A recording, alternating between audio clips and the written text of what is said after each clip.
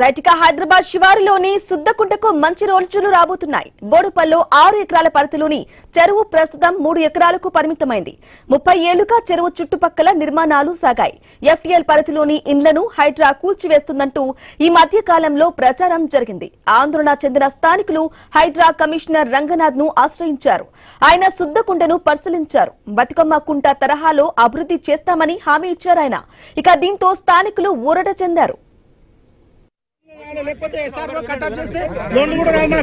ఇల్లులు కూలగొట్టాలనేటటువంటిది చేసి చెరువులు చేయాలనేది అది ప్రభుత్వ అభిమతం కాదు, హైడ్రా అభిమతం కాదు. హైడ్రా పేరు వాడుతున్నారని కూడా మీరు చెప్పారు కాబట్టి మేము ఇక్కడ అది కూడా చెప్తున్నాం. సో ఇప్పుడు మీకు ఎందుకంటే ఈ డౌట్లు వచ్చి మమ్మల్ని ఒక భూతంగా చూపించి హైడ్రా వస్తుంది మీరు జాగ్రత్త అని చెప్పి ఇక్కడ కలెక్షన్లు ధరలు చెప్తారనేది ఇది అలుగుండే సార్. ఇక్కడ నుంచి అక్కడ వరకు చెరువు, ఇక్కడ నుంచి సప్లస్ వేరు, ఇటు నుంచి వాటర్ ఇక్కడికి ఫిక్స్ సార్. దీనికి సంబంధం ఉండదు అవతల సార్. ఎందుకు మార్చారు? ఒకటి sir, HMDL original draft notification 2014 మార్చి 3వ తేదీ ఇచ్చిన తర్వాత మళ్ళీ హైడ్రా వచ్చిన తర్వాత కూడా లేక్స్ ఎందుకు జోలికి వెళ్ళారు? హెచ్ఎండిఏ వాళ్ళు వచ్చి ఇటు ఉన్న బఫర్ ఈ బఫర్ మ్యాప్లు మార్చాల్సి వస్తే మార్చారు మ్యాప్లు.